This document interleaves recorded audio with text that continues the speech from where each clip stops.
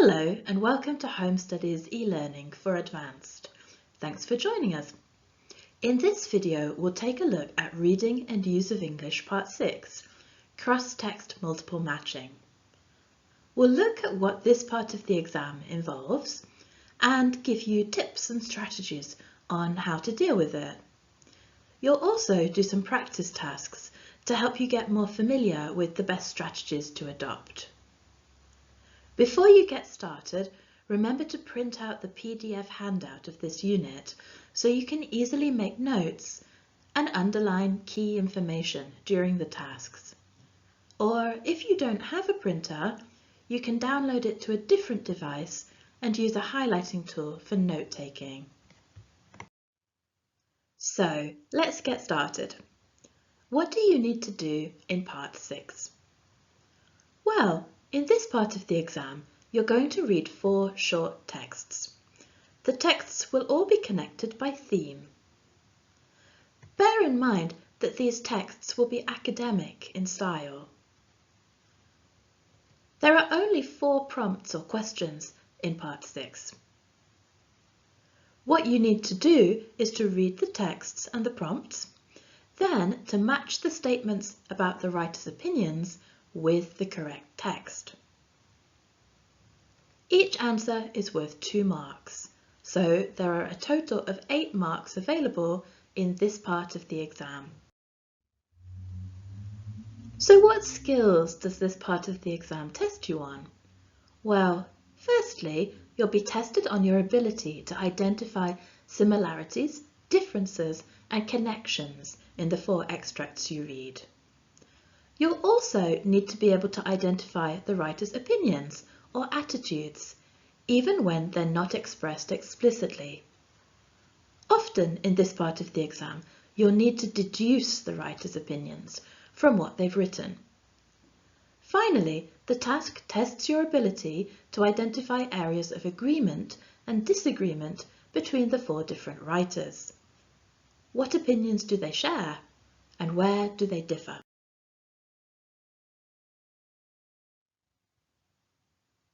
So now we've looked at what you need to do, let's look at some tips for this part of the exam.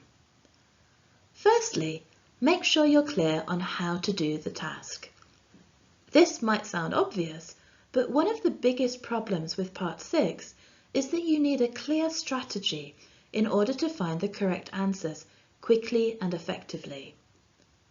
Unfortunately, many candidates find it difficult and end up wasting a lot of time, which they could have used for the other tasks in the exam.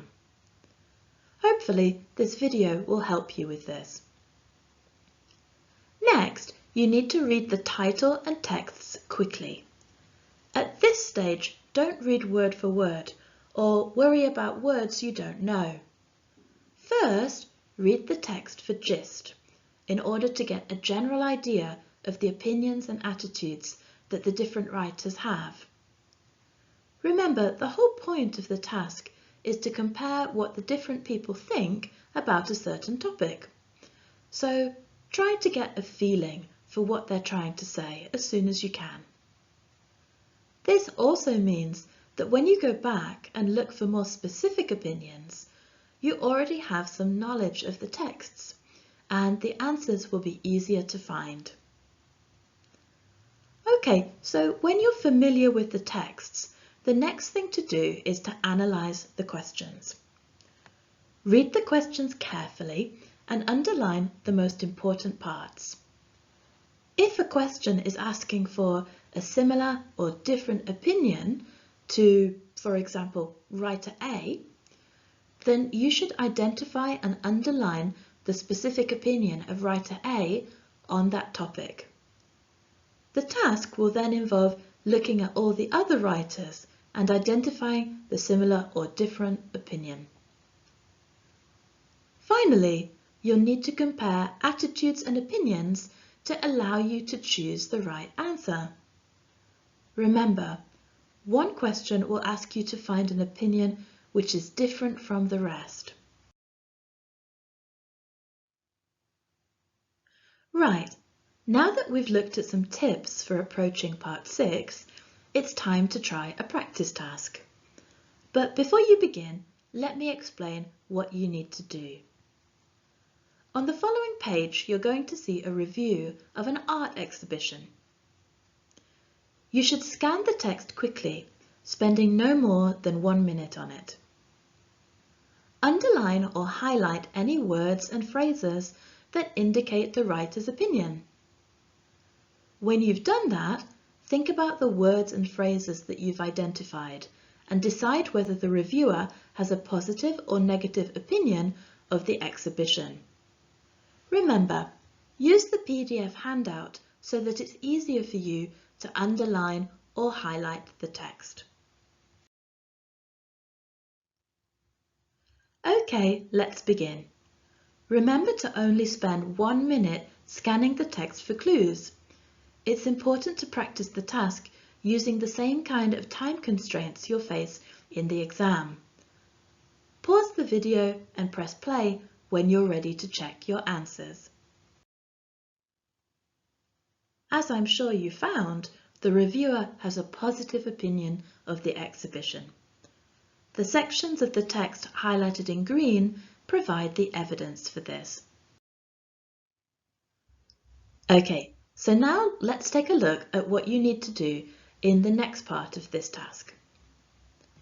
You're going to quickly read through the rest of the reviews of the exhibition, texts A, B, and C. Then you'll read the 4 questions one by one, taking particular notice of the information highlighted in green. These are clues, highlighted to help you. Next, you'll scan texts A to D and underline any parts which seem like they relate to the questions. Finally, you'll choose the text A to D which best matches each question. To do this task more easily, print out the reading handout to have it as a separate document next to you, or have it open on another device. Quickly read through texts A and B. Pause the video and press play when you're ready to move on to text C. Quickly read through text C. Text D is the text you've already read. Pause the video and press play when you're ready to continue. Okay, so now you've read the texts, let's look at the first question and consider how to approach it. The first question asks, which reviewer, unlike the other 3 reviewers, makes no reference to Matisse's use of colour in his work? The key words in the question have been highlighted in green to help you. So, before dealing with this question, you need to ask yourself 3 questions. Number 1, do you need to look for a text that contains a similar opinion to the other texts, or one that contains a different opinion? Well, we're looking for a text which reveals a different opinion. We know that because of the word unlike. Secondly, what kind of information do you need to look for? Well, the question is talking about Matisse's use of colour, but we need to find a text that doesn't mention this. Thirdly, what are you comparing? You need to look at and compare all 4 of the texts. Here are the 4 questions, but let's just focus on question 37 for now. You'll need to refer to your printed reading handout to answer the question. Pause the video and press play when you're ready to go over the texts and check your answer. The sections highlighted in green show places where the writers mention Matisse's use of colour. You'll see that this is mentioned in text A, but not in text B. Again, the sections highlighted in green show the places where the use of colour is mentioned. It's mentioned in both C and D. The only text where it isn't mentioned is text B, so this must be the answer. Now let's look at question 38. Again, key words in the question have been highlighted. Think back to our strategy and the 3 questions you need to ask yourself. Are you looking for a similar opinion or a different one? Again, you're looking for a different opinion, as we can see from the use of the word disagrees. What information are you looking for?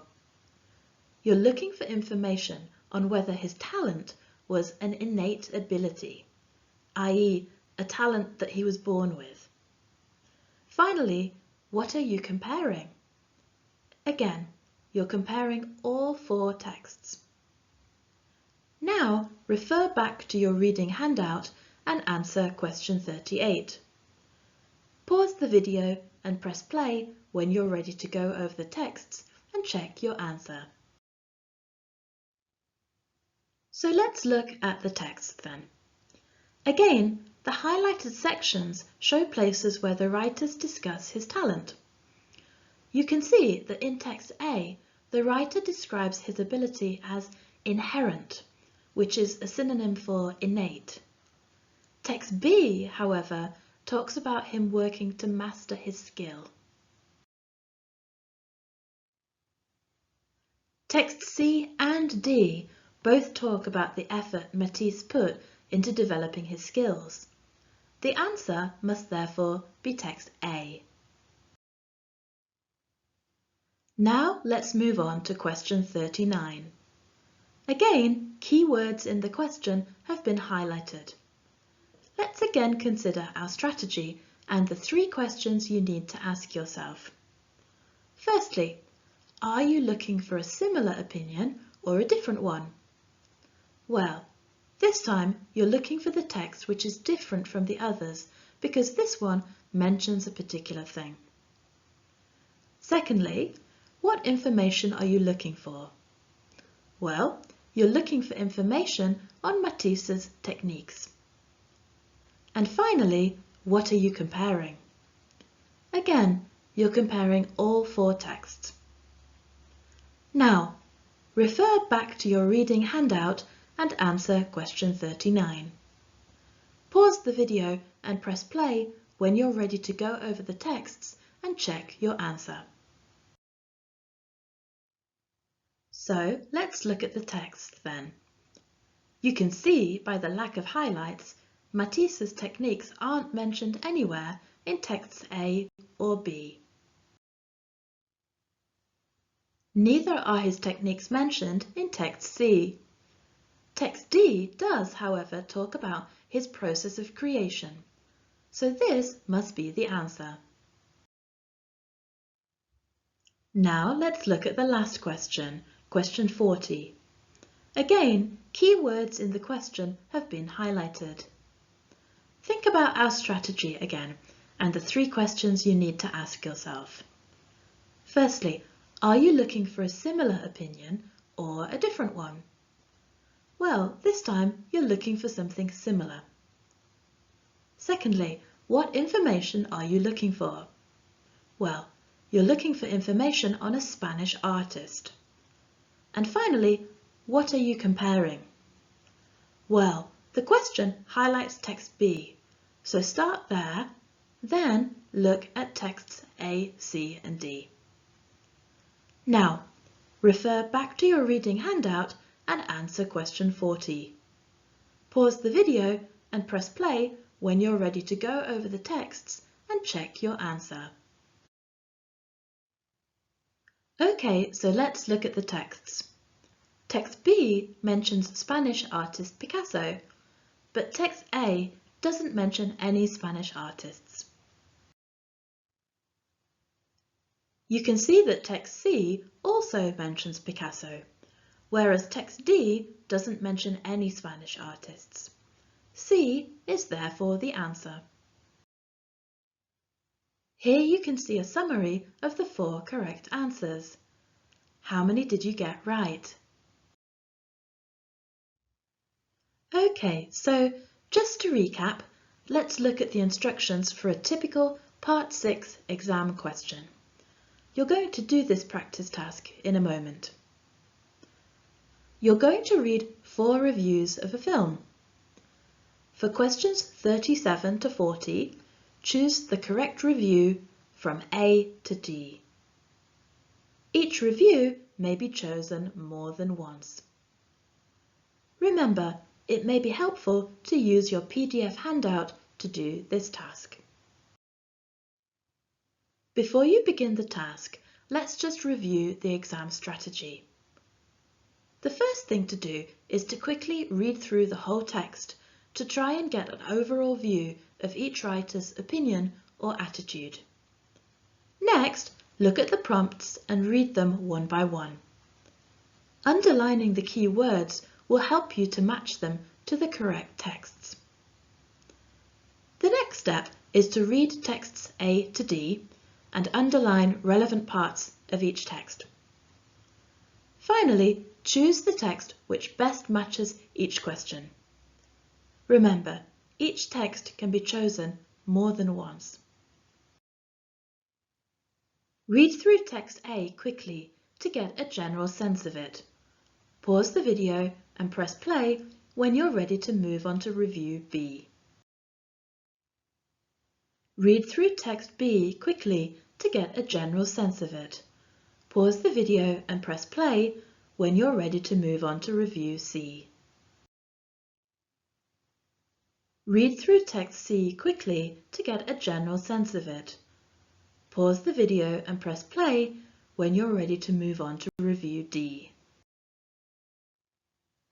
Read through text D quickly to get a general sense of it. Pause the video and press play when you're ready to look at the questions. Look at the 4 questions. You'll need to go back and look at each of the reviews in more detail now. Pause the video and press play when you're ready to check your answers. Let's check the answers then. Question 37 is fairly straightforward. There's no mention of another film in review A, whereas there is in the other 3 reviews. In question 38, review B is the only other review, apart from D, which mentions the film's writer, identifying him in review B as a playwright. In question 39, review D states that the film could have been a bunch of blather, which means rubbish, but it isn't. Similarly, review B talks about the difference between how the film appeared at first and people's opinions after they saw it. Finally, in question 40, review A states that the historical focus of the film might deter or discourage viewers who are not specifically fans of history or cinema. So, did you get all 4 answers right? Remember that apart from being enjoyable in its own right, the great side effect of reading is that you come across new words and expand your vocabulary. So, make use of any practice tasks you complete. When you've finished a reading task, check any vocabulary that you don't understand and make a note of it in your notebook. Any new words you learn could come up again in different parts of the advanced exam, so make sure you write them in your notebook, along with their definition, part of speech, pronunciation, and a personal example that will help you remember it. As I mentioned in the previous video, making word cards is an excellent way of keeping track of the new vocabulary you learn from your readings. Besides recording the meaning, part of speech and pronunciation, it's also a good idea to check the register, so whether it's formal, informal or slang, so that you know how and when to use the new word correctly. And that brings us to the end of Reading and Use of English Part 6, Cross-Text Multiple Matching. Thanks for taking the time to watch this video. I hope you feel better prepared to tackle this part of the exam now. Before I leave you, I just want to give you one final tip. Think of a strategy and stick to it. It's really important to understand each task and to follow a step-by-step process that you can easily memorize and recall in the exam. Even candidates who use English fluently and accurately at C1 level can still fail if they aren't prepared for specific exam tasks. So, thanks once again for watching, and remember to do the practice activities and quizzes in this module to consolidate the techniques you've just learned. Good luck, and I'll see you in the next video.